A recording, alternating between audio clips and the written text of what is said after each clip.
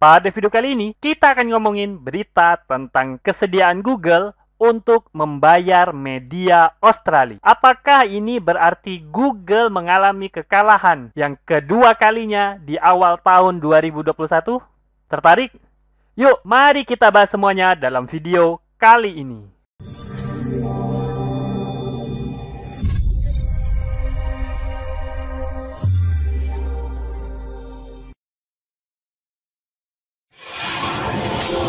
Assalamualaikum warahmatullahi wabarakatuh. Ketemu lagi bersama saya, Kanada Kurniawan, dan masih di channel kita Pro Jasa Web.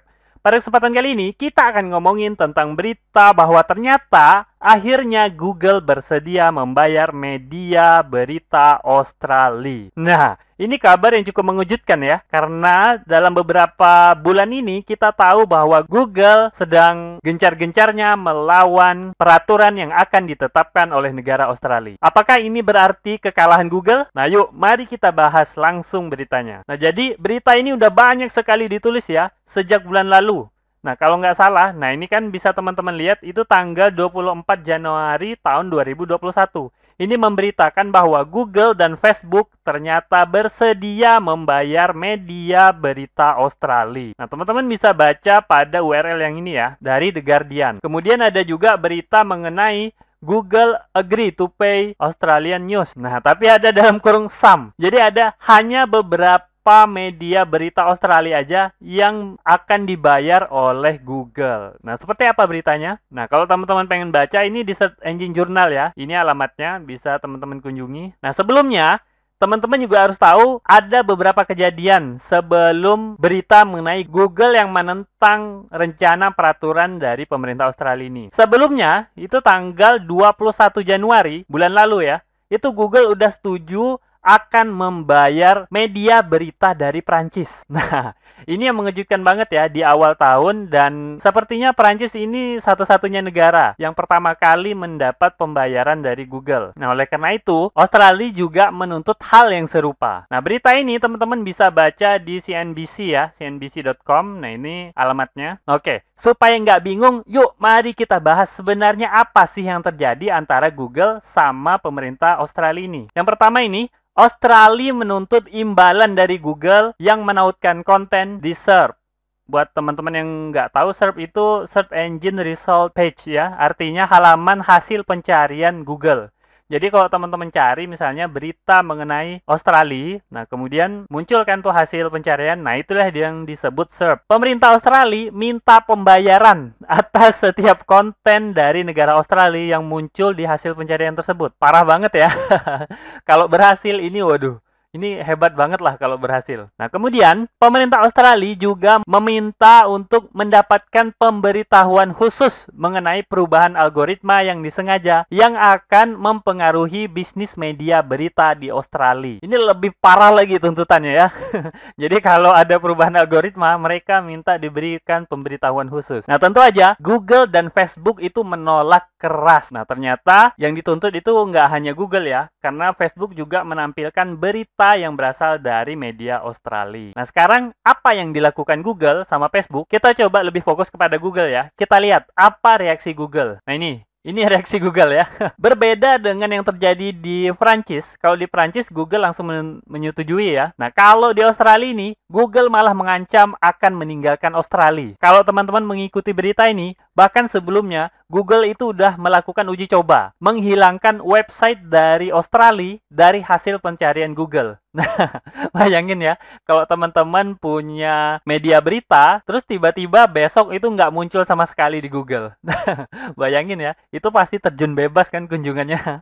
Nah, Google itu melakukan hal tersebut di Australia. Nah, ini membuktikan ancaman Google itu serius banget. Dan Google menolak untuk menuruti semua keinginan yang disampaikan dalam tuntutan tersebut. Nah, ini teman-teman juga bisa baca di Guardian.com ya. Guardian.com mengenai ancaman Google untuk meninggalkan Australia ini. Selain itu juga karena Google mengancam untuk meninggalkan, itu bahkan Microsoft itu cepat-cepat langsung ya menyambut ya untuk menyelamatkan Australia lah kira-kira.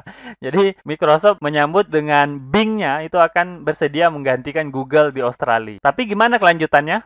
Nah, ini dia kelanjutannya. Nah, ternyata baru-baru ini Google menyatakan Google bersedia membayar. Bagaimana cara bayarnya? Nah, ini pakai ini Google membayar ya. Nah, kalau teman-teman belum tahu, ini disebut dengan Google News Showcase. Nah, jadi pembayaran yang Google bersedia itu adalah pembayaran melalui program Google News Showcase. Nah, kemudian Google News Showcase ini adalah program Google untuk mitra-mitra yang sudah berpartisipasi. Artinya nggak semua yang muncul pada SERP itu bakal dibayar. Hanya yang muncul pada Google News Showcase. Nah, kemudian hanya yang ditampilkan lewat News Showcase. Tampilnya itu di mana? Nah, di Google News aplikasi Android sama iOS. Itu jelas. Kemudian rencananya juga akan tampil pada news.google.com. Jadi di websitenya Google. Yang ketiga itu juga bakal muncul di Discover punya Google. Jadi setidaknya paling nggak itu rencananya ada 3 tempat di mana Google News Showcase ini bakal muncul. Tapi ada catatan ya, bahwa ternyata Google itu tidak akan membayar konten yang muncul di SERP. Bahaya banget ya, kalau memang terjadi pembayaran konten terhadap apa-apa yang muncul di SERP, maka Google bakal rugi besar ya. Kalau itu terjadi, pastilah semua pemilik konten itu bakal minta pembayaran sama Google gitu ya. Nah, kalau Australia dibayar, kenapa yang lain enggak gitu kan? Nah, tentu ini nggak bakal dipenuhi oleh Google. Kemudian, Google juga tidak akan melakukan hal khusus untuk perubahan algoritma mesin pencarinya. Artinya Google nggak bakal ngasih pemberitahuan khusus untuk media berita Australia. Nah, karena Google juga melakukan hal yang sama ya. Pokoknya Google itu menyamaratakan. Kalau ada memang perubahan algoritma, ya Google memberikan rilis seperti biasa gitu kan. Nggak bakal memberikan perlakuan khusus kepada media Australia. Nah, itu adalah tawaran Google terhadap pemerintah Australia. Nah, kita nantikan saja apakah tawaran ini diterima oleh Australia. Kalau diterima, ya berarti happy ending ya, sama-sama bahagia. Tapi kalau nggak diterima oleh pemerintah Australia, maka yang terjadi pastilah Google akan hengkang atau Google akan mencabut layanannya dari negara Australia. Nah, kebayang banget gitu ya. Pasti akan jadi penderitaan yang berat banget buat pemilik media berita. Karena sumber trafficnya bakal terjun bebas. Nggak ada Google lagi gitu. Oke. Selanjutnya, kita tinggalkan masalah Google sama Australia. Nah, kita bahas sebentar tentang apa itu Google News Showcase. Buat teman-teman yang belum tahu, Google News Showcase ini baru ya, baru tahun 2020 dirilis dan di Indonesia itu belum ada. Google News Showcase ini adalah pengalaman berita baru yang diluncurkan pada akhir tahun 2020. Google News Showcase membantu penerbit untuk berpartisipasi berbagi keahlian dan suara editorial mereka melalui pengalaman bercerita yang ditingkatkan. Pengalaman ini memungkinkan pembaca menyelami lebih dalam cerita yang lebih kompleks. Ini membantu mereka untuk mendapat informasi tentang masalah dan acara yang disorot oleh redaksi berita lokal, nasional, dan global melalui panel Google News Showcase. Nah, Google News Showcase dimulai dengan penerbit di sejumlah negara dan di wilayah seluruh dunia, dengan lebih banyak yang akan menyusul. Dan Indonesia bukan salah satunya. Jadi kita belum bisa menikmati. Nah, Google News Showcase ini tentu aja bukan buat berita yang remeh-temeh ya. Sepertinya ini dikhususkan untuk berita yang mendalam, yang betul-betul menawarkan pembahasan yang mendalam dan kredibilitasnya diakui. Betul-betul berita yang valid gitu. Bukan berita hoax yang seperti kita sering dapatkan gitu ya. Nah, tentu aja ke depannya Google News Showcase ini juga bakal bisa jadi model pemasukan buat para pemilik website berita online ya. Kita tunggu aja, kita nggak tahu seperti apa perkembangan Google News Showcase ini. Oke, kita sampai kepada simpulan. Jadi, mari kita berlomba-lomba untuk membuat konten yang berkualitas sehingga kita semua terbebas dari berita hoax. Nah, tentu aja dengan menghadirkan berita yang berkualitas, bisa saja kita ke depannya nanti dapat bergabung ke dalam Google News Showcase dan dapat menikmati sumber penghasilan ekstra dari Google. Nah, oke.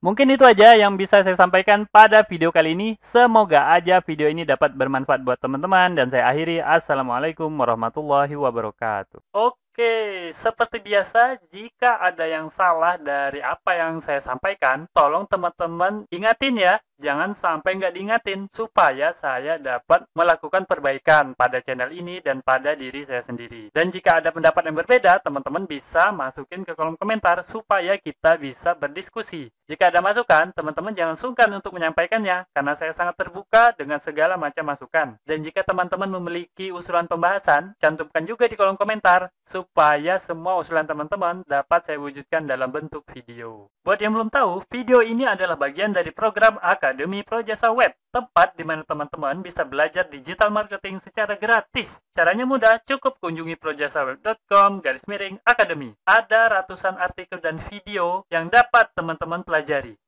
Jika ada pertanyaan mengenai materi, teman-teman tinggal hubungi saya melalui email info@projasaweb.com. Gratis tanpa biaya apapun. Harapannya dengan program ini semakin banyak orang yang memahami digital marketing. Saya percaya jika semakin banyak orang yang paham digital marketing, maka ekonomi kita juga akan semakin baik. Yuk dukung program ini dengan cara subscribe dan share video ini, serta mengunjungi Projasa Web Academy.